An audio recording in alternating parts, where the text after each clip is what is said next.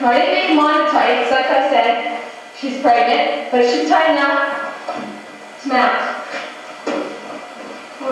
Like that. Okay, that is how you mount a horse.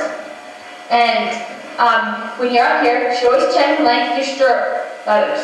You can have them like this, or if you're little short legged, you can put them up. However, but your legs should be fairly straight, but you should have a little bend in it so you can stand up and post when you're trotting. Okay, the next step is the breast foot. Check, it's not twisted. And bring it around here. And go underneath the saddle.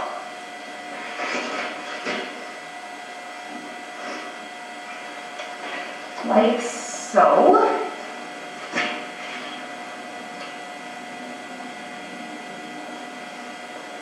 It's really hard to put it underneath the saddle because it's so tight. And it agitates horses sometimes. But Dominic doesn't seem to mind it. Okay, pull it out and over. Nice and tight. And do it up to the strap.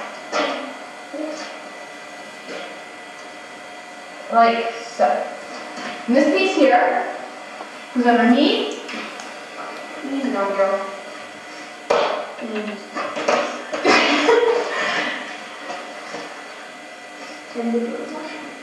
And slips through the little ring there that is on the girth. And back into the little clamp here.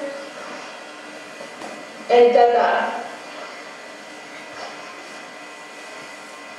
Like so.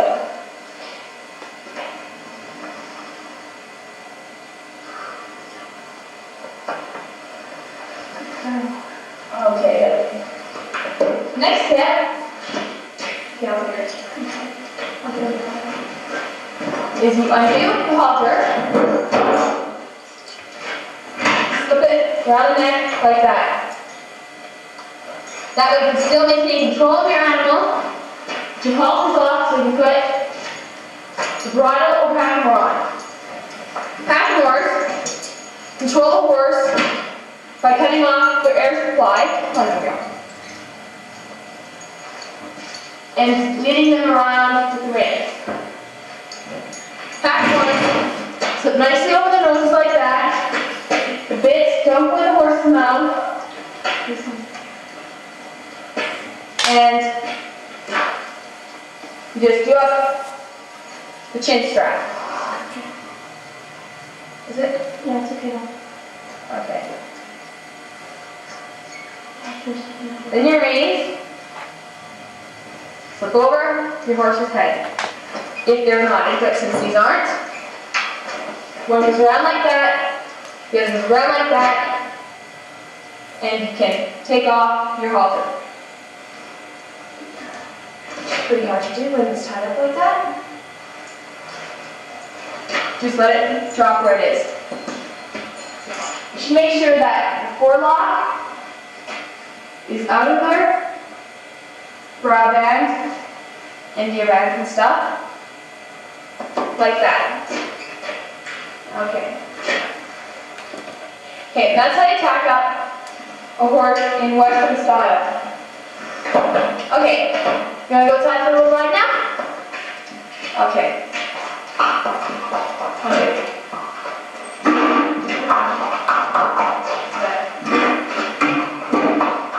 Easy going.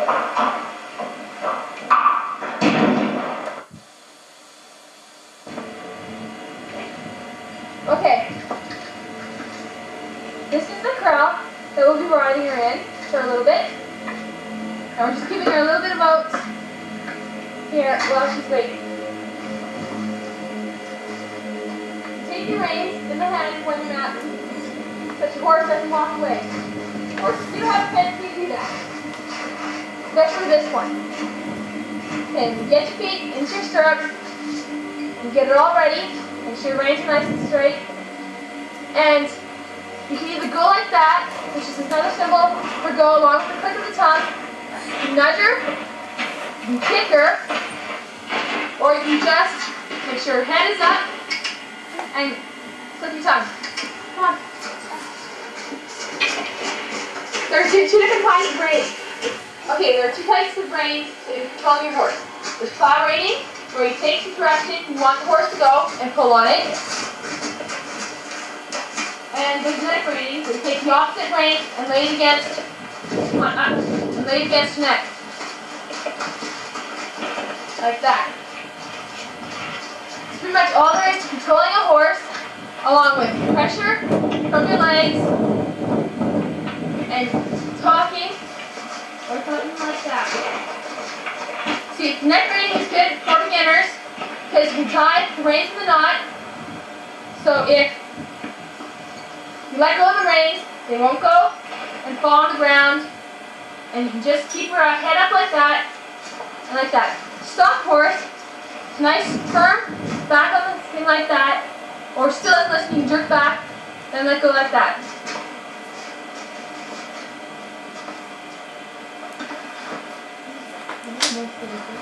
Pretty much all there is to riding a horse. And stop. Okay, you can try it again. Okay.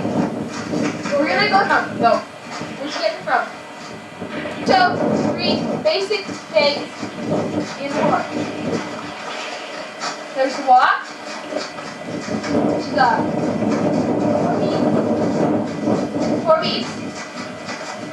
And then there's the stride. You get into the stride. Remember those that work.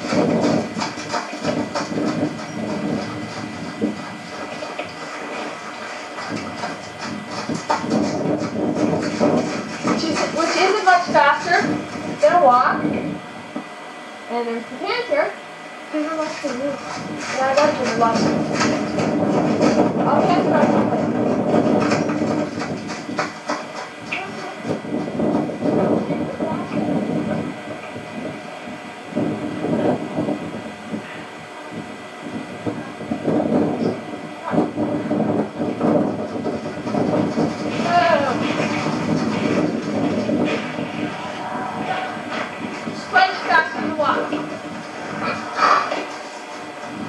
Okay, you guys want to see now. Okay, look out on the way back. What?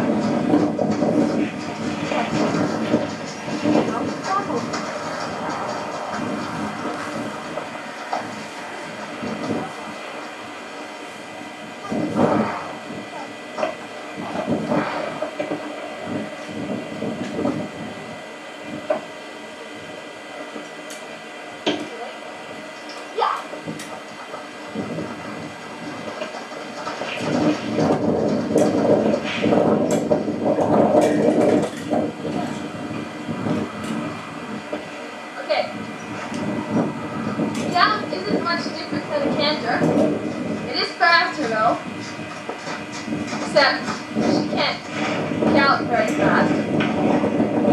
She is old. That's the 4 basic gaits, and that's dummy. And that's how to saddle Arma. And I'll show you how to unsaddle them and group them again at the end. Come on. Now we're going to take down all the tack and stuff and groom the horse again and check your hooves for little pieces of rock, glass, or anything else that might have got caught in her hooves and might make her lame if she walks on them all the time. Okay? First thing we usually take off is the saddle. Take the saddle off, you throw the strip over the saddle horn so it doesn't fall, and you take the breastplate off, like that. What you want to do is, what you want to do, baby? You slip it through there. Next comes this part, which is pretty easy to unlatch and everything. And then you take this place here, and you do exactly the opposite of the way you saddle her up.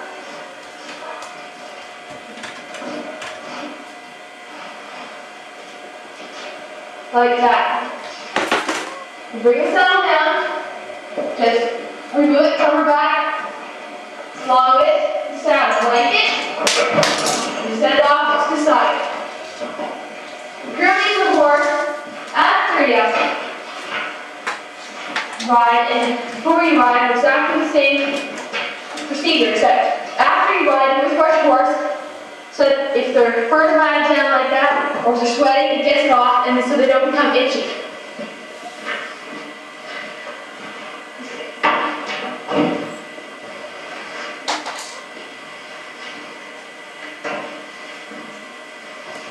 It takes less time to unsaddle the horse because you don't have to worry about where all of the equipment is located and how tight it is. All you have to do is loosen all the equipment.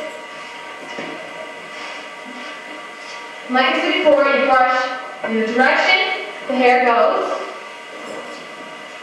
so you make the horse completely comfortable. If you have a particularly really dusty horse, you can brush against it to bring the dust up, but horses don't exactly like that much, so you can brush it back down like that, but it does get dust out. And there are different kinds of combs you can use for getting dust out like that.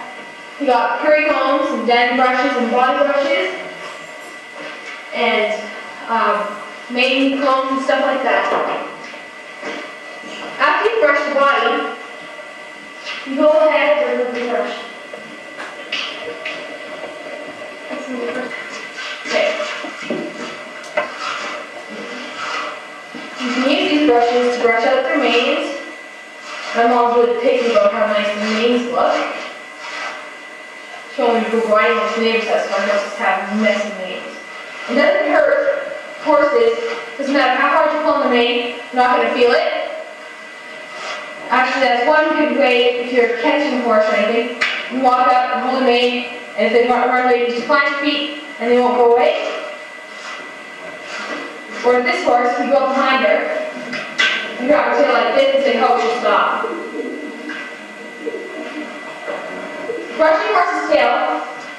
You can stand off the side like this and brush it.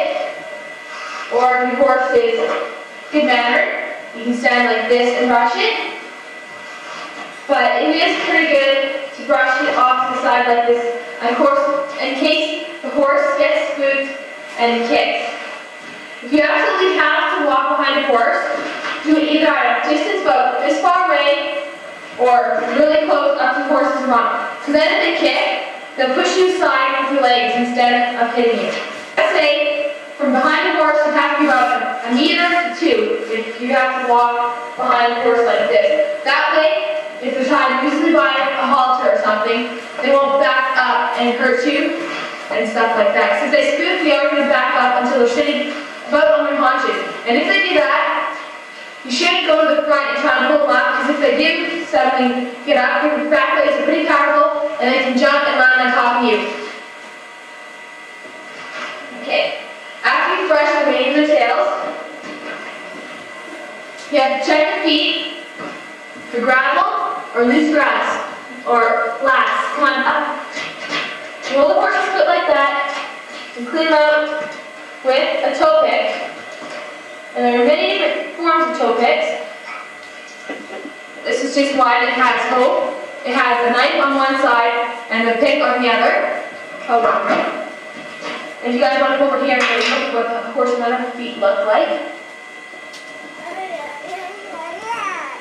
This here is the other foot of the horse. That is the nail, or the hoof. That there is the frog. The frog helps the horse's blood pump back up, because if you have blood pumping down into your legs, it's hard to get up. So when a horse steps, puts pressure on the frog pumps the blood back up into the horse's body. It's a little bit trickier to do, but they still need to be done. You just clean them out. Since it's snowy outside and everything, they're pretty clean. And everything, so there's hardly any work to be done with them. I'll switch sides here so we can do this side. Yep, easy go. You stand behind a horse, horse's leg like this, hold the girth.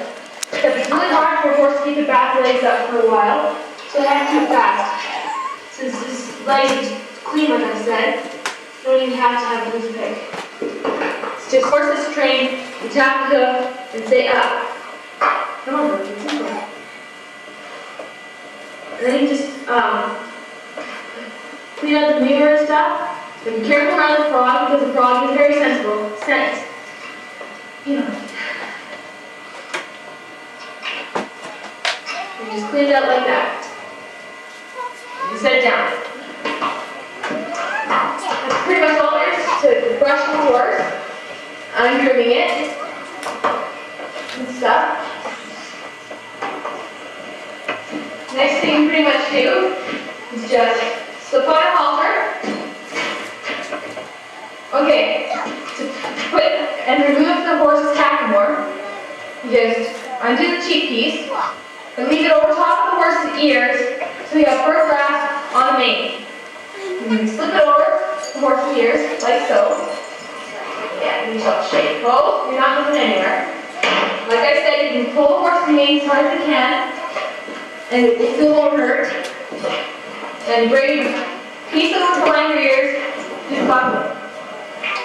And right it kind of loose, or put her in our corral, or whatever you're going to do to her.